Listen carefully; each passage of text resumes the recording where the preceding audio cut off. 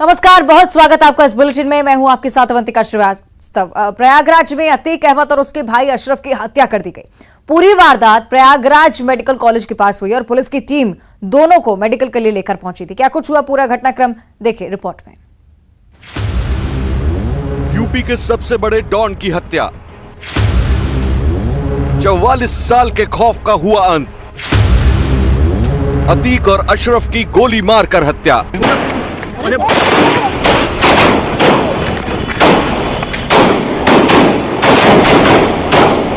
अतीक के साम्राज्य का जिस तरह से अंत हुआ उसके बारे में उसने कभी सोचा भी नहीं होगा। अतीक गैंग का जैसे खात्मा हुआ उसकी कल्पना भी किसी ने नहीं की होगी। जिस मिट्टी में अतीक अहमद ने कहर बरपाया था, जहां उसने आतंक की ABCDC की थी, आखिरकार उसी जगह वो मिट्टी में मिल गया। प्रयागराज में अतीक अहमद की हत्या कर दी गई। अतीक के भाई अशरफ को भी ताबड़तोड़ फायरिंग कर मौत के घाट उतार दिया गया। अतीक और अशरफ दोनों पर शनिवार की रात प्रयागराज मेडिकल कॉलेज के पास हमला हुआ। पुलिस दोनों भाइयों को मेडिकल के लिए लेकर पहुंची थी और जैसे ही दोनों को मीडिया के सामने लाया गया, वैसे ही ताबड़तोड़ फायरिंग शुरू हो गई।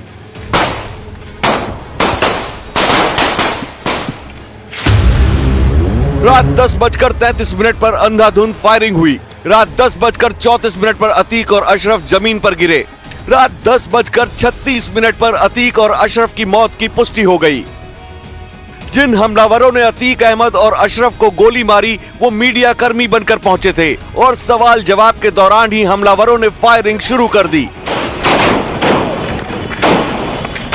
मेडिकल के लिए लाया गया था और मीडिया के लोग, पत्रकार जो है साथ में थे और बाइट ले रहे थे। इसी में प्राथमिक जानकारी के अनुसार 3 लोग मीडिया कर्मी बन के आए और वो मीडिया कर्मी बन के उन्होंने वहाँ पे बाइट लेने का प्रयास किया। उसी के अंतर्गत उन्होंने ये इंसिडेंट हुआ है जिसमें उन्होंने फायर किया है।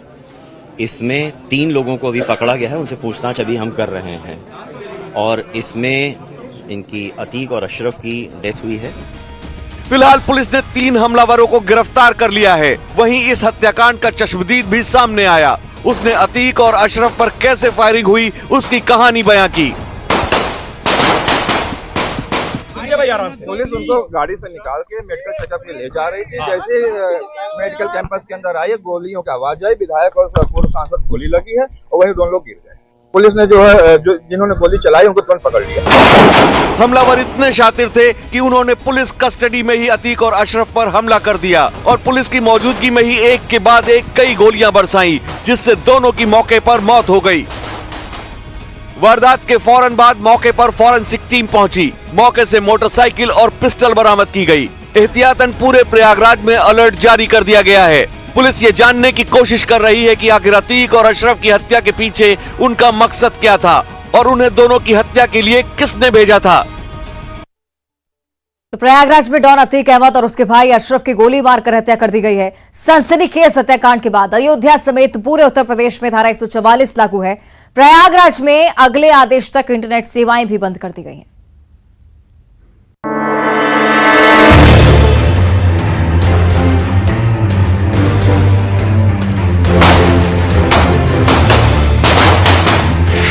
प्रयागराज में अतीक की हत्या से हड़कंप।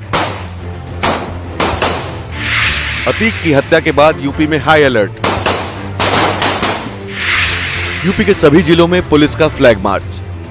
अतीक और अशरफ हत्याकांड के बाद पूरे उत्तर प्रदेश में हाई अलर्ट घोषित कर दिया गया। सभी पुलिसकर्मियों की छुट्टियां रद्द कर दी गईं। अयोध्या, प्रयागराज, मथुरा, नोएडा समेत पूरे यूपी में धारा 144 लागू कर दी गई है।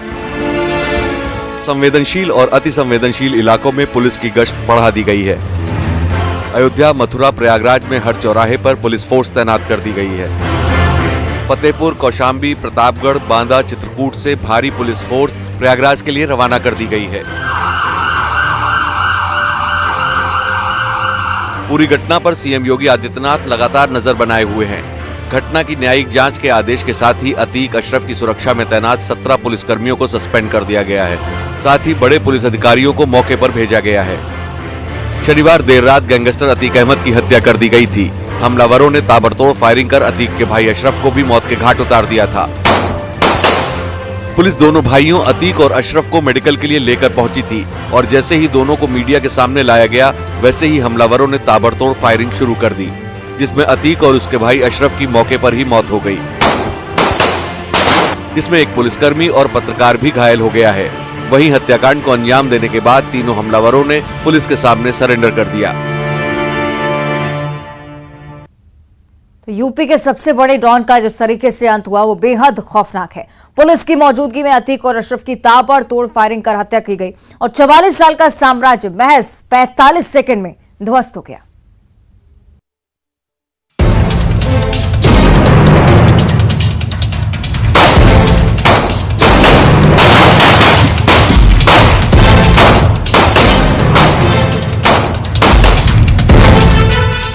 मारा गया यूपी का सबसे बड़ा डॉन।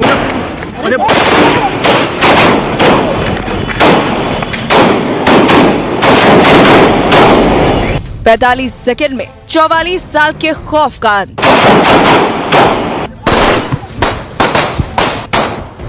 पैंतालीस सेकेंड में अतीक तक पहुंची मौत।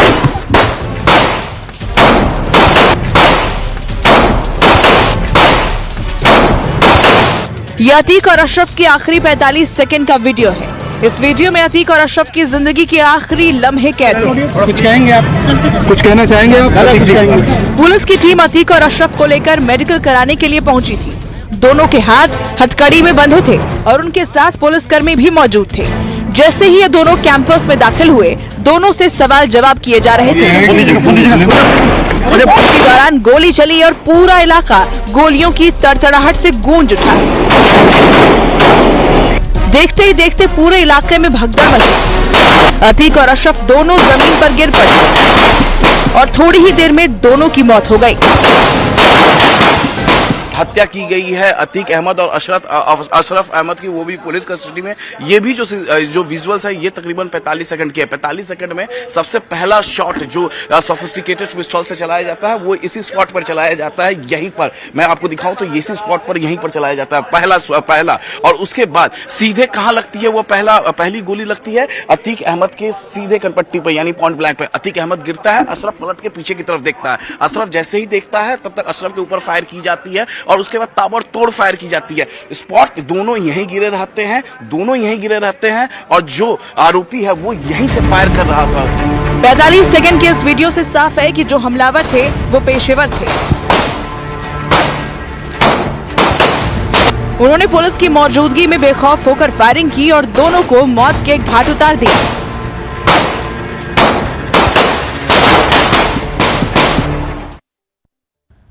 अतीक के हत्याकांड को लेकर लगातार न्यूज 18 अब तक अपडेट पहुंचाता रहेगा, लेकिन फिलहाल एक बड़ी खबर भोपाल से। पीसीसी दफ्तर के बाहर कार में आग लग गई है। चलती कार में आग लगने से मौके पर हड़कंप की स्थिति। चंद मिनटों में ये कार जलकर खाक हो गई। दमकल की टीम ने आग पर काबू पा लिया है, लेकिन मौके पर अफरा तफरी का माहौल बना।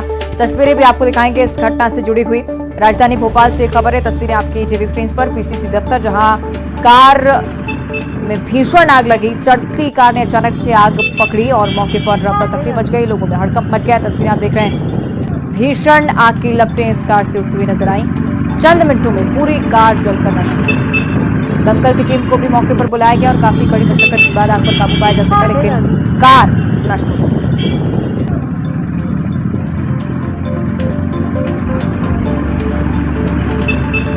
तस्वीरें आपको हम लगातार दिखा रहे हैं। भोपाल पीसीसी दफ्तर के बाहर चलती कार ने अचानक से आग पकड़ ली।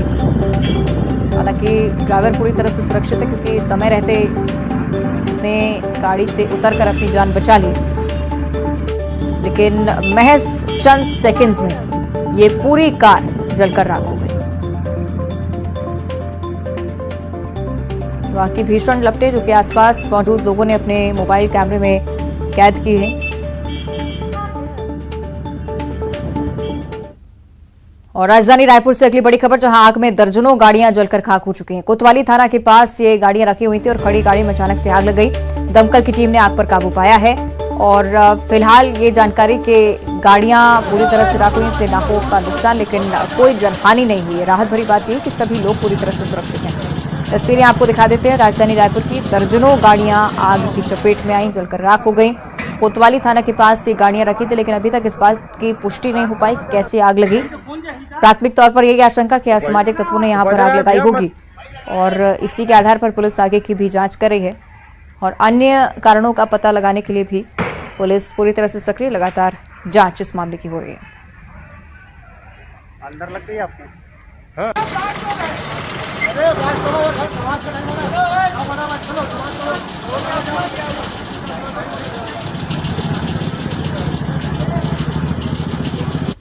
इधर बलरामपुर से एक और बड़ी जानकारी, जहां हाथियों के आने से ग्रामीणों में दहशत का माहौल है। सड़क पार करता एक हाथियों का झुंड यहां पर देखा गया है। रामानुजगंज रामचंद्रपुर में हाथियों का झुंड दिखा है। धमनी वन परिक्षेत्र में हाथियों ने डेरा डाल रखा है और हाथियों ने यहां पर फसलों को भी नुकसान पहुंचाया। लोगों से जंगल की ओर नहीं जाने की अपील लगातार वन विभाग कर रहा है। हाथियों पर वन विभाग लगातार निगरानी भी बनाए हुए है, लेकिन इसके बावजूद देखिए क्षतिग्रस्त घरों की और फसलों के नुकसान की खबरें लगातार निकलकर सामने आ रही हैं। ये तस्वीरें आपको दिखा रहे हैं बलरामपुर, जहां सड़क पार करता हुआ हाथियों का झुंड देखा गया। बड़ी संख्या में हाथी यहां पर मौजूद हैं। कई बार रहवासी इलाकों की ओर भी रुख करते हैं। सेगी सूरज ज्यादा जानकारी के साथ जुड़ रहे हैं। सूरज, क्या कुछ जानकारी फिलहाल हाथियों के मूवमेंट को लेकर और वन विभाग की तरफ से क्या कुछ कदम उठाए जा रहे हैं? जी, मैं बता दूं कि 20 हाथियों के दल ने दस्तक दी है और हाथियों के दल के आने से ग्रामीणों में काफी दहशत का माहौल देखने को मिल रहा है। अभी जो आप वीडियो देख रहे हैं, वीडियो रामचंद्रपुर रामानुजगंज मुख्य मार्ग का है, जिसको पार करते हुए एक राहगीरों ने इस वीडियो को बनाया था। अभी हाथियों का जो दल है धमनी वन परिक्षेत्र अंतर्गत डेरा जमाया हुआ है। वन विभाग की टीम लगातार हाथियों के मूवमेंट की जानकारी लगाने में जुटी हुई है, वहीं उन पर नजर भी बनाई हुई है ताकि किसी प्रकार की कोई अप्रिय घटना ना हो। वहीं लोगों से जंगल नहीं जाने की अपील की जा रही है। वन विभाग की टीम का कहना है कि जंगल अभी इस वक्त हाथियों का जो डेरा है वो जंगल की ओर मूव किया हुआ है और जंगल में जो लोग महुआ बीनने जा रहे से एक कोई बड़ी घटना हो सकती है। इसको लेकर वन विभाग के द्वारा लोगों से अपील की जा रही है कि वह जंगल ना जाए और कहीं अगर हाथी नजर आते हैं तो तत्काल वन विभाग को इसकी सूचना दें ताकि समय रहते हाथियों को रिहायशी इलाके या ग्रामीणों से पहुंच से दूर किया जा सके। जी ठीक है, बहुत शुक्रिया आपका सूरज जानकारी के लिए। तो छत्तीसगढ़ के कई जिलों में हाथियों के जंगल छोड़कर रिहायशी इलाकों में जाने का सिलसिला लगातार बढ़ता जा रहा है। जंगल की ओर जा रहे लोगों पर भी हाथियों के हमले की खबरें सामने आ रही हैं। इसी कड़ी में मनेन्द्रगढ़ जिले में हाथियों ने कई मकानों को क्षतिग्रस्त किया है। दो तस्वीरें आपको दिखाने टीवी स्क्रीन पर। मोटकपुर वन परिक्षेत्र के केलहारी इलाके के 3 घरों को हाथियों ने रौंद डाला। दूसरी तरफ कोरबा जिले की तस्वीर, जहां कटघोरा वन मंडल में हाथी का उत्पात नहीं थम रहा। इसी कड़ी में महुआ बीनने गई एक महिला पर हाथी ने हमला कर दिया, जिसे अस्पताल में भर्ती कराना पड़ा। हमले में महिला का पैर पूरी तरह से फ्रैक्चर हो चुका है। दूसरी महिलाओं की मदद से महिला को अस्पताल में भर्ती करवाया गया था। वन विभाग की तरफ से महिला को तत्काल आंशिक क्षतिपूर्ति की गई है। केंदई रेंज में 25 से ज्यादा हाथियों का दल लगातार विचरण कर रहा है, जिसकी वजह से आसपास के लोगों में भी डर का माहौल है।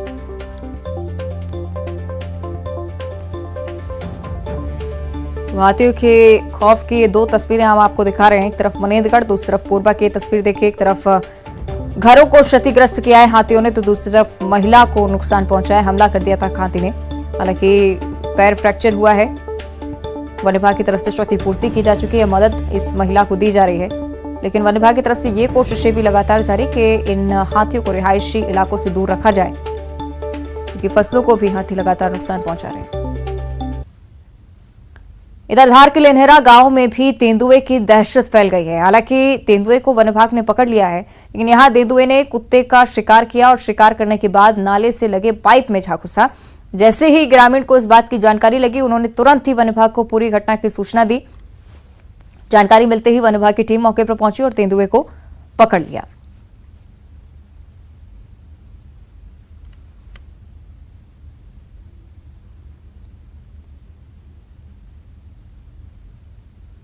तेंदुआ तो मैं चरा रहा था ढोर। अच्छा। तो आया बच्चों आया, सरदार आया, मैं आया, महेश आए, 4-5 जन आए हम। तो मैं महेश का मोबाइल लेके देकर पाइप में क्या है करके, तो तेंदुआ था वहाँ अंदर घुसा हुआ। तो हमला करा मेरे ऊपर उसने। अच्छा। तो फिर अपन भागे, फिर सब भागे गांव के। अच्छा। 5-7 लोग थे। फिर ये बच्चू भाई भी इसको देखा, उसने भी देखा कि हाँ यार ये तो घूर रहा करके। और अब बात करेंगे अंबिकापुर की, जहां बाइक चोरी की वारदात सीसीटीवी कैमरे में कैद हो गई है। पेट्रोल पंप से बाइक चोरी करते 3 युवकों की करतूत सामने आई है। तस्वीरें देखिए। तीनों युवकों ने पहले बाइक से पेट्रोल निकाला और फिर बाइक को भी चोरी कर ले गए। मणिपुर इलाके के आरके पेट्रोल पंप की घटना बताई जा रही है। तस्वीरों के जरिए ही पुलिस आगे की कार्रवाई में जुटी हुई। इन बदमाशों की तलाश अब की जा रही है। तो तस्वीरों में साफ तौर पर बाइक पर बैठा हुआ बदमाश आपको नजर आता होगा। पहले पेट्रोल निकाला, उसके बाद बाइक भी चोर ले उड़े। अन्य दो युवक जो कि एक और बाइक पर हाथ साफ करते नजर आए। और इस घटना के सीसीटीवी फुटेज अब पुलिस के हाथ लगे हैं। इसी के आधार पर आरोपियों की तलाश की जा रही है। और सूरजपुर से अगली बड़ी खबर, जहां जमानत पर रिहा युवक के घर पर लाश पाई गई है। घर में फांसी पर लटकी हुई लाश मिली है और आत्महत्या करने की आशंका पुलिस के पास प्राथमिक तौर पर, लेकिन 2 दिन पहले ही इस व्यक्ति को जमानत मिली थी। झिलमिली पुलिस अब जांच कर रही है कि क्या सच में ये पूरा केस आत्महत्या का है। इसे लेकर पुलिस तफ्तीश कर रही है। परिजनों से भी लगातार पूछताछ करने की कोशिश। 2 दिन पहले ही इस आरोपी को जमानत मिली थी और उसके बाद उसका शव घर में फांसी के फंदे पर लटका हुआ पाया गया।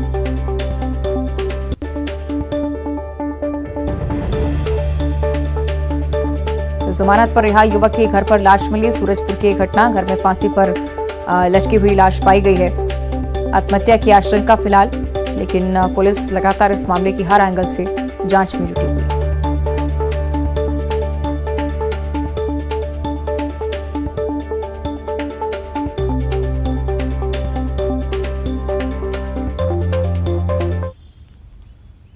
और अगली खबर अंबिकापुर से, जहां अस्पताल से पुलिस को चकमा देकर एक कैदी फरार हो गया।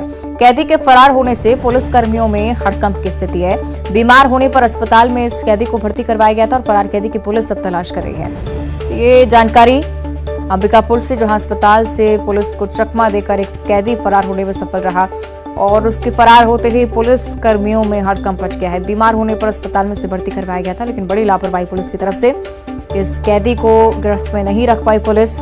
हालांकि अब तलाश तेज कर दी गई है, लेकिन उससे पहले की घटना अस्पताल से ही ये कैदी पुलिस को चकमा देकर फरार हो गया।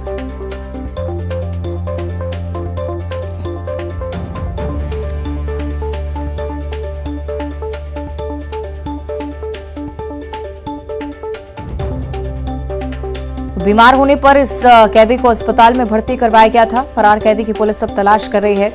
आसपास भी पूछताछ की जा रही है। सीसीटीवी कैमरे जो अस्पताल में लगे हों, उनके जरिए भी पुलिस तफ्तीश में जुटी हुई।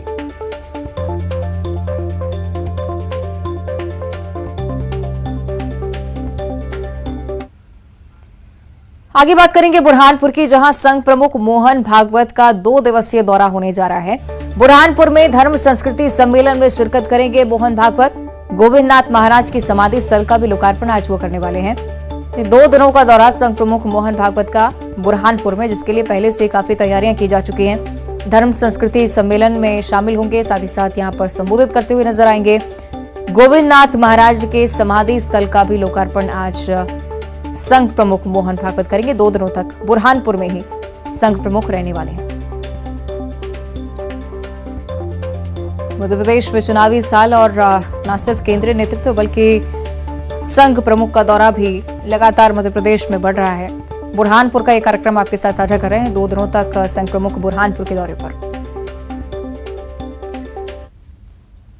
और अगली खबर रायपुर से है, जहां जनजातीय सुरक्षा मंच आज रैली निकालने वाला है। डीलिस्टिंग महारैली, आरक्षण और धर्मांतरण के खिलाफ ये आवाज उठाई जाएगी। चलो रायपुर नारे के साथ इस रैली की शुरुआत होगी। शाम 4 बजे रैली की शुरुआत। आज वीआईपी रोड से रैली का आगाज होगा।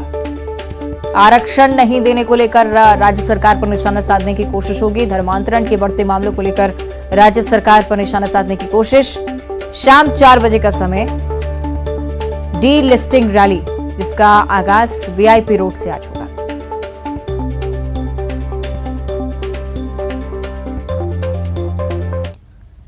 इधर मध्य प्रदेश में आयुष्मान कार्ड से मरीजों का इलाज बंद नहीं होगा। आयुष्मान कार्ड से मरीजों के इलाज करने का फैसला यूनाइटेड हॉस्पिटल डायरेक्टर एसोसिएशन की तरफ से लिया गया है। एसोसिएशन ने यह फैसला आयुष्मान कार्ड से मरीजों के इलाज का भुगतान होने के बाद लिया है और प्रदेश भर के सभी अस्पतालों में आयुष्मान कार्ड से मरीजों का इलाज जारी रहेगा।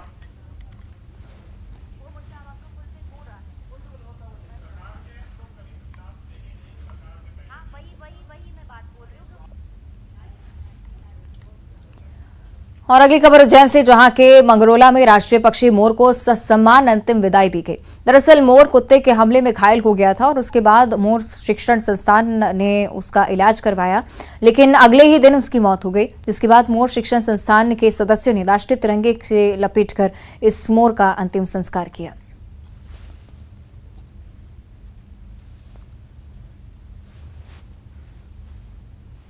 और बुलेटिन में इतना ही। देखते रहिए न्यूज़ 18।